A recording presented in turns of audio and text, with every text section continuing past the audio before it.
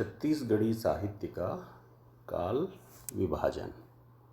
आज मैं आपसे छत्तीसगढ़ी साहित्य के काल विभाजन के संबंध में चर्चा करना चाहूँगा। जैसा कि आपको मालूम है, लगभग 1000 वर्ष पूर्व छत्तीसगढ़ी साहित्य सृजन की परंपरा का प्रारंभ हुआ था। अतीत में छत्तीसगढ़ी साहित्य सृजन की रेखाएं स्पष्ट नहीं हैं। सृजन होते रहने के बावजूद आंचलिक भाषा को उतनी प्रतिष्ठा नहीं मिल सकी थी। तथापि विभिन्न कालों में रचित साहित्य के प्रमाण अवश्य मिलते हैं। डॉक्टर नरेंद्र देव वर्मा ने अपने ग्रंथ छत्तीसगढ़ी भाषा का उद्विकास में प्रवृत्तियों के अनुसार काल विभाजन किया है और उन्होंने अपने काल विभाजन में बताया कि छत्तीसगढ़ी साहित्य को 3 भागों में बांटा जा सकता है। पहला है गाथा युग, जो कि 1000 ईस्वी से 1500 ईस्वी तक था। दूसरा भक्ति युग, जो कि 1500 ईस्वी से 1900 ईस्वी तक था। और तीसरा और वर्तमान युग, जिसे हम आधुनिक युग कहते हैं, 1900 से अब तक माना गया है। तो आज हम आपसे चर्चा करेंगे सर्वप्रथम गाथा युग की, जो कि 1000 ईस्वी से 1500 ईस्वी तक था। गाथा युग की बात हम करें तो यह छत्तीसगढ़ी साहित्य का स्वर्ण युग माना जाता है। गाथा युग के पूर्व बौद्ध धर्म के प्रभाववश छत्तीसगढ़ में पाली भाषा का प्रचार प्रसार हुआ था। गाथा युग के प्रारंभ में सन 875 के आसपास चेदी राजा कोक्कल के पुत्र कलिंगराज ने इसे व्यवस्था प्रदान की थी। सन 1000 से 1500 ईस्वी तक छत्तीसगढ़ी में अनेक गाथाओं की रचना हुई, जैसा कि इस काल का नाम ही दिया गया है, गाथा युग। गाथा युग में कथाएं लिखी गई, गाथाएं लिखी गई। प्रवृत्ति के अनुसार अगर देखें तो इस युग में छत्तीसगढ़ी साहित्य के विकास का स्वर्ण युग ये माना जाएगा और इसमें प्रेम एवं वीरता प्रधान गाथाएं लिखी गईं, धार्मिक और पौराणिक गाथाएं लिखी गईं। हम थोड़ा डिटेल में देखते हैं कि प्रेम और वीरता संबंधी कौन कौन सी गाथाएं लिखी गई थीं। तो हमें जो विवरण प्राप्त होता है उसके अनुसार अहिमन रानी की कथा, केवला रानी की कथा, रेवा राम की गाथा, राजा वीर सिंह की गाथा, सरवन गाथा, मूर्ध्वज राजा की गाथा, वसुदेवा गीत और कर्ण की गाथा, इतनी गाथाएं हमें प्राप्त होती हैं जो कि गाथा युग की हैं। और ये सभी गाथाएं लगभग प्रेम प्रधान हैं। गाथा युग की एक अन्य प्रवृत्ति देखने को मिलती है, धार्मिक और पौराणिक गाथाएं। धार्मिक और पौराणिक गाथाओं में हमें ये गाथाएं मिलती हैं। फूलवासन की गाथा, जिसमें सीता लक्ष्मण की गाथा है। पंडवानी मिलती हैं, जिसमें पांडवों की गाथा का चित्रण है। और द्रौपदी की गाथा। तो ये 3 गाथाएं हमें धार्मिक और पौराणिक विषयों से संबंधित गाथा युग में प्राप्त होती हैं। इसमें जो पंडवानी की गाथा है वो छत्तीसगढ़ी साहित्य में विशेष महत्व रखती है और आज उसी पंडवानी परंपरा को तीजन बाई और ऋतु वर्मा जैसे लोक कलाकार जीवंत रखे हुए हैं। पंडवानी में पांडवों की गाथा पर अवलंबित तीजा के अवसर पर द्रौपदी के माध्यम से छत्तीसगढ़ की नारियों की आकांक्षाओं का विवरण पंडवानी में पांडवों की गाथा में चित्रित की गई थी। द्रौपदी की गाथा द्रौपदी की दुख कथा है इसमें। इसके बाद हम आगे चलते हैं तो भक्ति युग का आगमन होता है छत्तीसगढ़ी साहित्य में, जो कि 1500 ईस्वी से 1900 ईस्वी तक रहा। ये राजनीतिक दृष्टि से देखें तो यह युग राजनीतिक उलटफेर और अशांति का युग था। बाहरी नरेशों का छत्तीसगढ़ पर निरंतर आक्रमण होता रहा और सैकड़ों वर्षों तक मुस्लिम आक्रांताओं के वर्णन के साथ यहाँ के राजाओं का शौर्य और पराक्रम का वर्णन होता रहा। तो साहित्य समाज का प्रतिबिंब होता है, जैसा समाज होता है उसी के अनुसार साहित्य लिखा जाता है। चूँकि युद्ध और संघर्ष का समय था इसलिए इस युग के काव्य की प्रवृत्ति में हम देखते हैं कि राजाओं का शौर्य और पराक्रम इसका चित्रण देखने को मिलता है। भक्ति युग में वीर गाथाएँ लिखी गईं, धार्मिक और सामाजिक रचनाएं लिखी गईं। चूँकि युग ही भक्ति युग था तो इसलिए धार्मिक और सामाजिक रचनाएं जरूर लिखी गईं। इस समय आंचलिक संप्रदाय एवं पंथ आधारित काव्य इस युग में लिखा गया।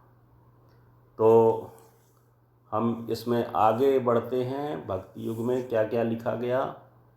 तो भक्ति युग में फूल कुंवर की गाथा लिखी गई, कल्याण साय की गाथा लिखी गई, गोपल्ला गीत लिखे गए, राय सिंह के पवारा लिखे गए, डोला मारू की गाथा लिखी गई, नगेसर कैना की गाथा लिखी गई। जो धार्मिक और सामाजिक रचनाएं भक्ति युग में लिखी गई छत्तीसगढ़ी काव्य के अंतर्गत संत धर्मदास, जो कि कबीरदास के शिष्य थे, बांधवगढ़ के रहने वाले थे, लेकिन चूँकि संत थे इसलिए छत्तीसगढ़ से भी उनका संबंध था। उन्होंने स्फुट पद लिखे। संत गुरु घासीदास, जो कि सतनाम पंथियों के धर्मगुरु हैं, उनके सतनाम पंथ से संबंधित कृतियां हमें प्राप्त होती हैं। और सुदामा चरित, भक्त चिंतामणि, छंद विलास, जय चंद्रिका आदि ग्रंथ हमें प्राप्त होते हैं जो कि छत्तीसगढ़ी भाषा में लिखे गए थे उस समय। भक्ति काल में जो मुख्य साहित्यकार थे वो संत धर्मदास थे ही। उनके अतिरिक्त गोपाल मिश्र थे, कलचुरी वंशीय राजा राज सिंह के दरबारी कवि रहे हुए, और कुछ एक रचनाएं भक्ति युग की प्रमुख रहीं। खूब तमाशा, सुदामा चरित्र, भक्त चिंतामणि, राम प्रताप की जो है अधूरी रचना थी, रतनपुर महात्म्य, ये सब रचनाएं भक्ति काल में लिखी गईं। माखन मिश्र एक कवि हुए, गोपाल मिश्र के मित्र के पुत्र थे। गोपाल मिश्र के अधूरे काव्य राम प्रताप को इन्होंने पूरा किया था। बाबू रेवाराम एक कवि थे, छत्तीसगढ़ में भजनों की रचना की। गीता माधव, गंगा लहरी, सार रामायण, दीपिका, ब्रह्मस्रोत, ये ग्रंथ कुछ छत्तीसगढ़ी में नहीं बल्कि संस्कृत में लिखे गए थे। विक्रम विलास, रत्न परीक्षा ये हिंदी में लिखे गए थे। एवं तारीख है वंशीय, ये ग्रंथ भी छत्तीसगढ़ी भाषा में उस समय लिखे गए थे। प्रहलाद दुबे छत्तीसगढ़ी कविता के हस्ताक्षर हैं। इनकी रचना में छत्तीसगढ़ी का राजनीतिक स्वरूप अभिव्यक्त हुआ है। वे सारंगढ़ निवासी थे और इनकी रचना जयचंद्रिका है, जिसका विवरण मैंने पहले भी दिया है। अब इसके बाद छत्तीसगढ़ी साहित्य का आधुनिक युग प्रारंभ होता है, जो कि 1900 ईस्वी से शुरू होता है। आधुनिक युग में छत्तीसगढ़ी साहित्य की विविध विधाओं का विकास शुरू होता है। कविता तक ही छत्तीसगढ़ी साहित्य सीमित नहीं रहा, बल्कि इसमें उपन्यास भी लिखे गए, नाटक भी लिखे गए, एकांकी भी लिखे गए और विविध प्रकार की विधाओं का विकास, कहानियाँ भी लिखी गईं। तो ये छत्तीसगढ़ी साहित्य को इन विधाओं की देन है। छत्तीसगढ़ी साहित्य में मानक मूल्यों की स्थापना हुई आधुनिक काल में, लेकिन इन सब के बाद भी इसका व्यापक प्रचार प्रसार 1900 के आसपास देखने को नहीं मिलता है। छत्तीसगढ़ी भाषा और साहित्य समृद्ध हुआ बाद में, और जब छत्तीसगढ़ राज्य की स्थापना हो गई, इसके बाद सरकार ने इसके विकास पर भरपूर ध्यान दिया। आधुनिक युग में छत्तीसगढ़ी साहित्य के विकास की बात करें तो इसको आधुनिक युग में 3 भागों में बांटा जा सकता है। प्रथम पड़ाव, द्वितीय पड़ाव, तृतीय पड़ाव। प्रथम पड़ाव में छत्तीसगढ़ी को साहित्यिक भाषा के रूप में प्रतिष्ठा मिली। द्वितीय पड़ाव में स्वाधीनता का प्रभाव था, समाज सुधार का कार्य हुआ, और तृतीय पड़ाव में छत्तीसगढ़ी काव्य का उत्कर्ष, पत्र पत्रिकाओं का प्रकाशन और विविध विधाओं का विकास संभव हो सका। अब प्रथम पड़ाव की बात करें तो किन कवियों ने प्रथम पड़ाव में छत्तीसगढ़ी साहित्य को समृद्ध किया, तो पंडित सुंदरलाल शर्मा, जिनका कि छत्तीसगढ़ी दान लीला बहुत प्रसिद्ध हुई, जगन्नाथ प्रसाद भानु, कपिलनाथ मिश्र, सुखलाल प्रसाद पांडे, ये प्रथम पड़ाव के महत्वपूर्ण हस्ताक्षर हैं। उसके बाद द्वितीय पड़ाव की बात करें तो गिरिवर दास वैष्णव, इनका छत्तीसगढ़ी सुराज था। अन्य कवि थे कुंज बिहारी चौबे, पुरुषोत्तम लाल, गोविंद दास, दलपत सिंह, कोदूराम दलित, द्वारिका प्रसाद तिवारी विप्र, श्यामलाल चतुर्वेदी। आधुनिक युग का तृतीय पड़ाव, ये विकास का चरमोत्कर्ष देखने को मिलता है। इस युग में छत्तीसगढ़ी मासिक पत्रिका का प्रकाशन हुआ। नारायण लाल परमार, लाला जगदलपुरी, शिवशंकर शुक्ल, विनय कुमार पाठक, टिकेंद्र टिकरिया, केयूर भूषण, दानेश्वर शर्मा, हरि ठाकुर, हेमचंद यदु, पवन दीवान, रविशंकर शुक्ल, भगवती लाल सेन, लक्ष्मण मस्तूरिया, जीवन यदु, रमेश्वर वैष्णव इत्यादि साहित्यकारों ने आधुनिक युग के तृतीय पड़ाव को समृद्ध किया।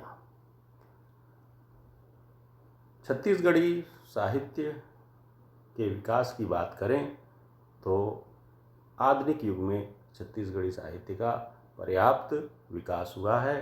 काव्य के विभिन्न पड़ावों के साथ साथ गद्य के क्षेत्र में भी कहानी, उपन्यास, नाटक, जीवनी, व्यंग्य, संस्मरण, पत्र पत्रिकाओं आदि का विकास आधुनिक काल के वर्तमान समसामयिक समय में देखने को मिलता है। हम यह बड़े दावे के साथ कह सकते हैं कि छत्तीसगढ़ी साहित्य निरंतर समृद्धि की ओर अग्रसित है। धन्यवाद।